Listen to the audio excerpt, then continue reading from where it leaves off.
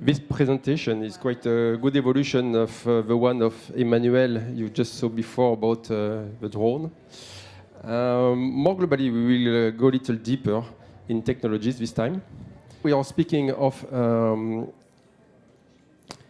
electrical systems. Definitely, we understand that electrical systems is the partner, obviously, to decrease the CO2. And we know in the aviation domain, we do have a great commitment on the reduction of the CO2. In the recent past, these reductions have been mostly led by the new engine options, as we all know, but these evolutions has got a limit, and tomorrow we will have to propose further optimization.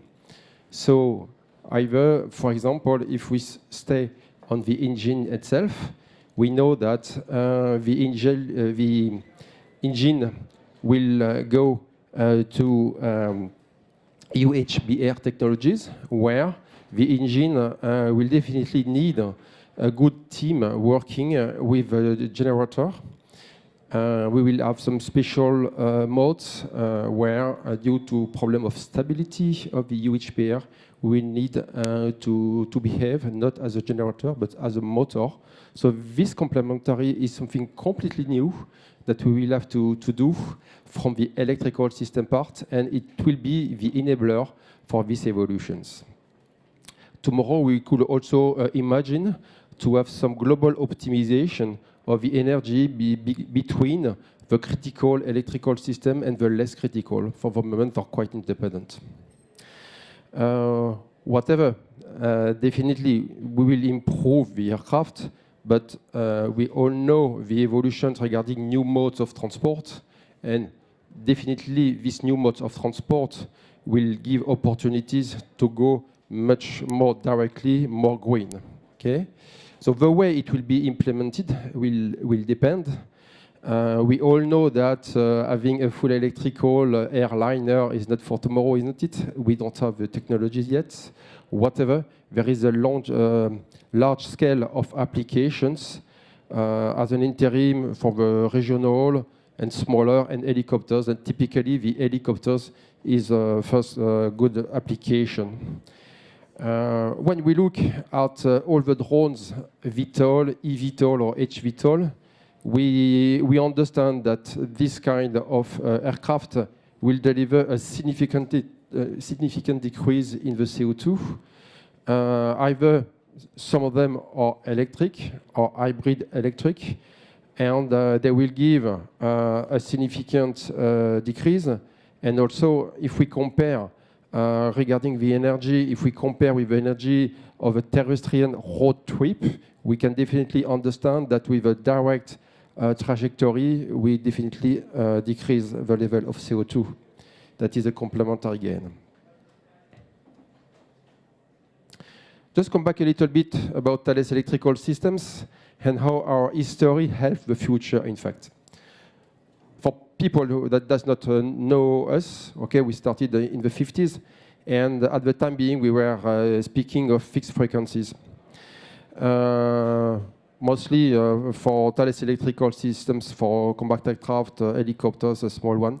And the first breakthrough was the variable frequency that have been implemented on the A380 and A400M, where we are contributing to the generator. As another example, with Rolls-Royce, we have studied a very integrated starter inside with the engine. More recently, on these two airliners that you will have recognized, the A350 and the Boeing 787, we are very happy to win a very large part of the chipset. And this enabled us to develop the latest technologies and to become the leader in the conversion. There is another activity within our entity that is dedicated to the motors, electrical motors. So we are having a large set of them. And it will be very important for the new mobilities because we are moving to electrical propulsion. And then this asset is very complementary. All this is very important, understanding the mix, all of this. As I've said, our position in the conversion is key. And for example, for the e-taxi project with Safran, we are delivering the conversion because we are the leader. One other part that is common between the generator and the motor is the control of this. Usually, when you take the weight of the system, half is the engine, and half is the control of the engine. And so, for example, here is one concept. It is like the IMA on avionics, if you know, power electronic modules that enables to share the controls between several users. All right. Just focus a little more on the roadmap and where we are going tomorrow. Definitely, order of magnitude of the installed electrical power will be multiplied by 50. All right? So there is two possibilities. If you want to multiply by 50, you will have all the increase of the weight, because it's good to have much power, but it is a weight. I don't want to improve by 50 the weight of the power. Then definitely this will not happen if we don't have any breakthrough in the density of the power. Definitely. So after we could have a look how and it will be implemented. As Emmanuel told in the previous conference, there is quite a large set of missions, okay? Short-term, longer, and the hybridization that we will use, okay, will depend on this, right? Very quickly, here, for example, it is some parallel hybridizations where at the mechanical aspect, at the very end, an engine can help and support. It is the case, for example, on a single engine aircraft, helicopter, when you can come with an emergency engine that is definitely very important to fly it on towns. So I've already spoken of the hybridization of UHPR. Here, it is the serial hybridization where definitely the propeller is directly driven by an engine and no more by a turbofan, for example. And then we have to produce electricity. We are not in the full electric systems, requesting a very big one. But here we are in an intermediate step, and there will be an hybridized systems, okay, with any source that will be most probably at constant speed, all right, optimized, and with a battery helping to solve the problems.